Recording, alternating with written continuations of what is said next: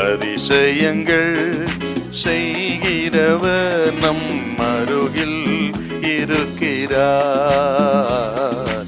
அற்புதங்கள் செய்கிறவர் என்றும் நமக்குள் வசிக்கிறார்.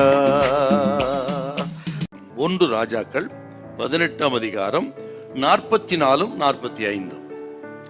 7ஆம் தரம் இவன் இதோ சமுத்திரத்திலிருந்து ஒரு மனுஷருடைய உள்ளங்கை அத்தனை சிறிய மேகம் எழும்புகிறது என்றான். உள்ளங்கை சிறிய மேகம் எழும்புகிறது என்றான். அப்பொழுது அவன், நீ போய் ஆகாபை நோக்கி, மழை உம்மை தடை செய்யாதபடிக்கு ரதத்தை பூட்டி போய்விடும் என்று சொல் என்றான். அதற்குள்ளாக வானம் மேகங்களினாலும் காற்றினாலும் கருத்து பெருமழை உண்டாயிற்று. பக்தன் எலியாவின் நாட்களிலே ஆண்டவர் 3.5 ஆண்டு காலம் மழை பெய்யாதபடிக்கு வானத்தை அடைத்தார். மிகுந்த பஞ்சம் உண்டாயிற்று அப்படின்னு நம்ம பார்க்கிறோம்.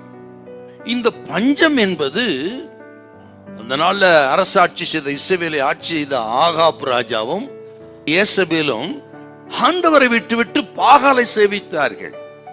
இப்படி உண்மையான தெய்வத்தை விட்டு பாகாலை சேவித்த பொழுது அவர்கள் மேல் கர்த்தர் தொடுத்த யுத்தம் தான் இந்த பஞ்சம். அவருடைய அட்டென்ஷனை அவர் பக்கம் திருப்பும்படி தேவனால் அனுப்பப்பட்ட பஞ்சம். இந்த 3.5 வருடம் பஞ்சத்தை முடிவுக்கு கொண்டு வந்தது இந்த உள்ளங்கை அளவு மேகம். பக்தன் எலியா அவன் சமுத்திர மார்க்கம் மத்திய தரைக்கடலை நோக்கி அவன் மழைக்காக ஜெபம் பண்றாருங்க. 7 விஷயம் ஜெபம் பண்ணினார். ஒவ்வொரு விஷயம் தன்னுடைய வேலைக்காரனை பார்த்து சமுத்திர மார்க்கமா போய் பார் என்று சொல்ல 6 முறை பார்த்து விட்டு வந்து ஒன்றுமில்லை என்று சொன்னான். 7வது விஷயம் சொல்லுகிறாள், உள்ளங்கை மேகம் எழும்புகிறது என்று சொன்னான். உடனே தான் எலியா சொல்லுகிறார், ஆகா பார்த்து ரகத்தை ஊட்டி போய்விடு, பெருமழை இறைச்சல் கேட்கிறேன்னு சொல்ல அதன்படி ஆண்டவர் மிகப்பெரிய ஒரு மழையை கொடுத்து தேசத்தின் பஞ்சத்தை முடிவுக்கு கொண்டு வந்தார். தேசத்தின் பஞ்சத்தை முடிவுக்கு கொண்டு வருவதற்கு ஆரம்பம் கையளவு மேகம்.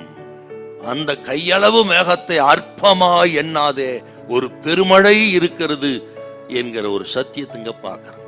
அருமையான கர்த்தருடைய பிள்ளைகளே, கர்த்தர் சொல்றாரு, இன்னைக்கு ஆண்டவருடைய பெரிய செயல்கள் கிரியைகள் எல்லாம் பெரிய திட்டங்கள் எல்லாம் ஆரம்பம் சிறியதாகத்தான் இருக்கும், ஆரம்பம் அற்பமாகத்தான் இருக்கும்.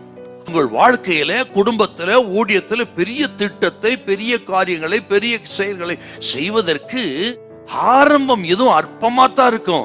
ஆக அந்த அற்பமாக எண்ணாதிருங்கள். ஒரு சிறிய காரியமா இருக்கலாம், சிறிய விஷயமா இருக்கலாம், அந்த ஆரம்பத்தை அற்பமாக எண்ணாதிருங்கள். அங்கேதான் அற்புதம் செய்வதற்கு தேவன் தொடங்க போகிறார். பலப்படுங்கள், எழும்பி பிரகாசிங்கள், உங்கள் ஒளி வந்தது. ஹல்லேலூயா, ஹல்லேலூயா.